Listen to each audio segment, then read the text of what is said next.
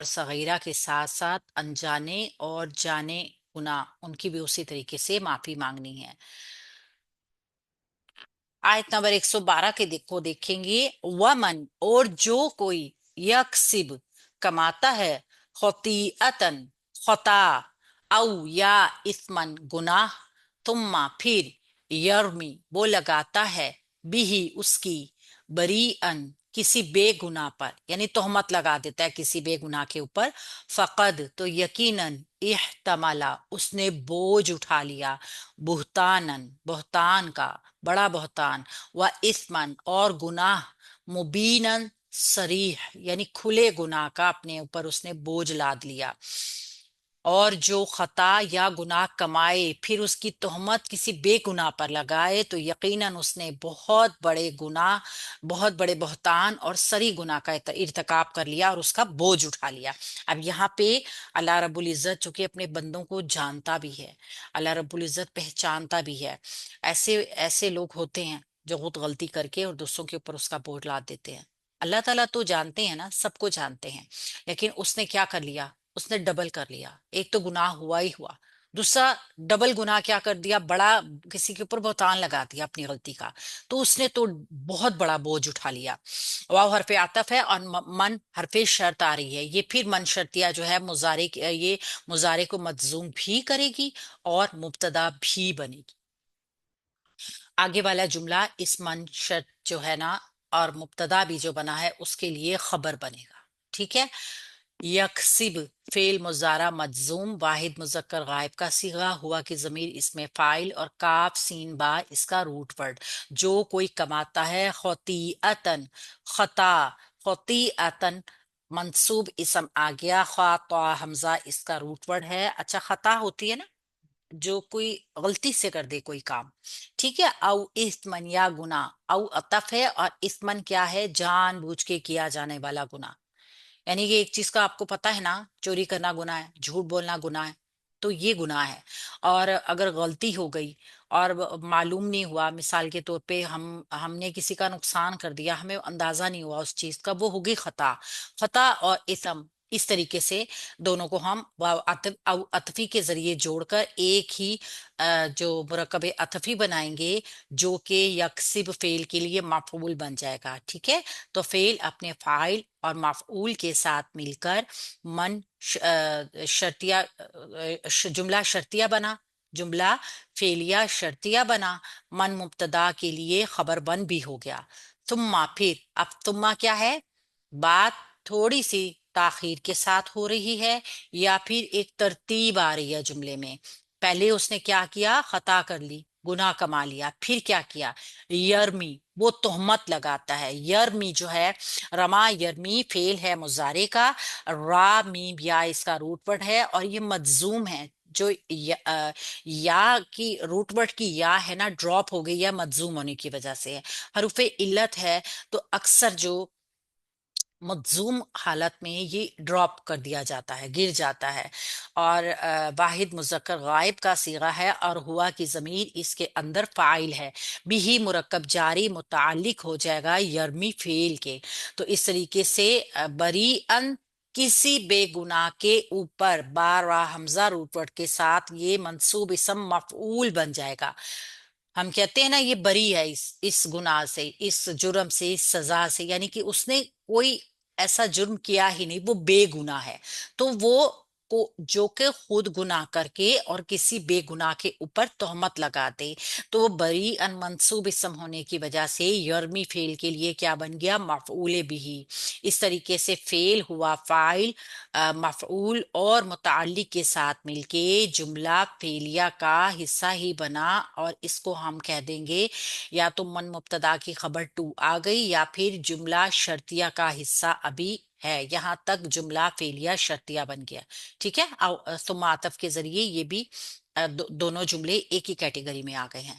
فقد تو یقیناً، فا جواب شرط کے لیے آئی ہے، یہاں سے جملے کی جواب شروع ہوگا یا جملہ جزائیہ بنے گا۔ قد حرف تحقیق ہے، علامت فعل بھی ہے۔ جب بھی قد یا لقد آئے گا تو لازمی طور پر اس کے بعد فعل ہی ہوگا۔ احتمالا फेल है माजी का। और आप देख सकते हैं ये फकद जो है ना साकिन था, ये इहतमला इसकी हमजा थी जो आगे आई है। अगर हम इसको पढ़ेंगे तो अहतमला होगा ये फेल माजी, लेकिन जेर इसके पीछे गई है इसलिए जेर बनी है। ठीक है। फेल है माजी का, वाहिद है, मुजक्कर है, गायब का सीगा है। हा मीम लाम इसका रूट वर्ड है, ता इसमें बाब का इजाफी है। उसने बोझ उठा लिया, हुआ की जमीर इसके अंदर फाइल मौजूद है। हमल होता है ना किसी चीज का वजन उठाना, औरतें भी प्रेग्नेंट जब होती हैं तो बोझ ही होता है ना। तो ये वो है हा मीम लाम रूट वर्ड। और हुआ की जमीर इसके अंदर वाहिद मुजक्कर गायब ही की जमीर आई है जो कि फाइल है इसका। बुहतानन बहुत बड़ा बुहतान। बाज औकात अरब का एक असलूब है, इसको जहन में रखिए कि नकरा इसम को भी जो है जब कोई खास बात होती है ना तो नकरा इसम को लाया जाता है। किसी चीज की इंटेंसिटी दिखानी होती है ना और उस चीज की अहमियत को ज्यादा उजागर करना होता है तो उसे मार्फा के बजाय नकरा ले आया जाता है बाज औकात। ये भी इस एक असलूब है अरब का। तो कभी हमें नकरा इसम नजर आए ना इस सूरत हाल में कि वो किसी बड़ी चीज को शो कर रहा हो, तो लाजमी तौर पे अरब का ये असलूब वहां पे समझिएगा कि नकरा लाके उसको खास बनाया जाता है। ठीक है। तो बुहतानन ये आ गया एक मंसूब इसम जो इहतमाला फेल के लिए माफूल है। व इस्मन मुबीनन, अब इस्मन मुबीनन गुनाह कैसा है, बहुत बड़ा है, सरी है, खुला है, वाज़ेह है। बा या नून रूट वर्ड के साथ हमदा सामीम इसका रूट वर्ड है। तो ये हो गया मुरक्कब तौसीफी का पैटर्न। ये मुरक्कब तौसीफी वाव अतफ के जरिए बुहतानन के साथ जुड़ के मुरक्कब अतफी बन जाएगा। अब ये पूरा मुरक्कब अतफी जो है इहतमाला फेल के लिए मफूल होगा। तो इस तरीके से फेल, फाइल और मफूल जुमला फेलिया और जब फेलिया जजाइया बन जाएगा। ये जुमला जजाइया जो है ना शर्त और जवाब शर्त या शर्त और जवाब शर्त दोनों जुमले जो है ना वो एक साथ होकर जुमला फेलिया शर्तिया बनेंगे या जुमला फेलिया जजाइया होंगे। ठीक है। और मन मुब्तदा की ये पूरी ही खबर होगी यहां से लेकर यहां तक।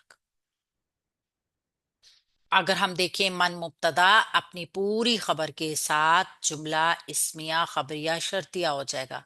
ठीक है। दोनों तरीके से आप इसको कर सकते हैं, आसान है। अभी तरकीब के ऊपर इतनी ज्यादा टेंशन ना भी लें तो ठीक है, बस जुमले की चीजों को पहचान लीजिए। यहाँ पे क्या बताया गया है कि किसी ने कोई गुनाह किया, कोई खता की, कोई गलती की, कोई जुर्म कर दिया और फिर इसकी तोहमत किसी दूसरे के ऊपर लगा दी। और वो दूसरा कौन था, वो कोई बेकसूर शख्स था जो कि बिल्कुल नहीं जानता था कि इस गुनाह इसका कोई गुनाह है जो कि मेरे पेटे पड़ चुका है। ठीक है। जब उसके पेटे पड़ा तब उसको पता चला कि मैंने तो ये गुनाह किया ही नहीं था, यानी वो उसका हिस्सेदार नहीं था, उस गुनाह में शरीक नहीं था। तो बहुत बड़े बहतान और खुल्लम खुल्ला गुनाह का भार समेट लिया उस आदमी ने, जिसने अपने गुनाह को किसी दूसरे के ऊपर थोपा। यहाँ मामले में जो हमने पूरा पीछे स्नैरियो देखा है ना कि वो यहूदी बेकसूर था, जिसके घर आटे का तोड़ा या आटे की बोरी किसी ने जो मुसलमान मुनाफिक था उसने जो थी वो अमानतन रखवा दी थी। ठीक है। उसका कोई कसूर तो नहीं था ना। अब बहुतान तो उस पे लग गया, चोरी का इल्जाम तो उसके ऊपर आ गया। तो सेम जो लोग इसको सजा दिलवाने के लिए तुल गए ना, बगैर जाने बूझे कि गुनाह किसका है, किया किसने है, सर किसके जा रहा है, तो उनका ये सारा फेल जो है ना ये यर्मी के जुमरे में आ रहा है। यर्मी क्या है, तोहमत लगाना, किसी के ऊपर ऐसा इल्जाम लगा देना जो गुनाह उसने किया ही नहीं। किसी बेगुनाह पर इस तरह का बहतान लगा देना अल्लाह के नजदीक बहुत संजीदा मामला है। फिर उसके बाद अब उस यहूदी और मुनाफिक के मुकदमे के मजीद पहलुओं के बारे में भी अल्लाह रब्बुल इज्जत अल्लाह के नबी सल्लल्लाहु अलैहि वसल्लम से खिताब किए जा रहे हैं। यानी आप देखिए कि मामला क्या था, यहूदी को सजा मिलनी थी। इल्जाम किसने लगाया था, बजाहिर वो शख्स मुसलमान था, उसकी गवाहियां देने वाले भी मुसलमान थे बजाहिर। वैसे तो वो मुनाफिक था लेकिन बजाहिर दुनिया की नजर में तो वो मुसलमान बना हुआ था ना। अल्लाह रब्बुल इज्जत कितना ज्यादा خیال رکھتے ہیں اپنی مخلوق کا، خواہ وہ ان کے اوپر ایمان لائیں یا نہ لے کر آئیں، لیکن انصاف جو ہے نا، اس کی آنکھیں سب کے لیے کھلی ہیں، اور انصاف کرنے والے کی آنکھیں سب کے لیے بند ہونی چاہیے۔ یعنی اس کو کسی کے کا فرق نہیں ہونا چاہیے کہ یہ مسلمان ہے اور یہ کافر ہے۔ جب انصاف ہوتا ہے تو پھر یہ دیکھا جاتا ہے کہ حق کے اوپر کون ہے۔ اور یہاں پہ اللہ رب العزت نے اس معاملے کو اتنی زیادہ اہمیت اسی لیے دی ہے کہ ہم سب بھی سمجھیں کہ انصاف کی کتنی اہمیت ہے۔ انصاف سے نہ صرف لوگوں کو سزا ملتی ہے نا، اگر ہم انصاف نہیں کریں گے تو معاشرے میں بھی بہت بڑی برائی پیدا ہوتی ہے۔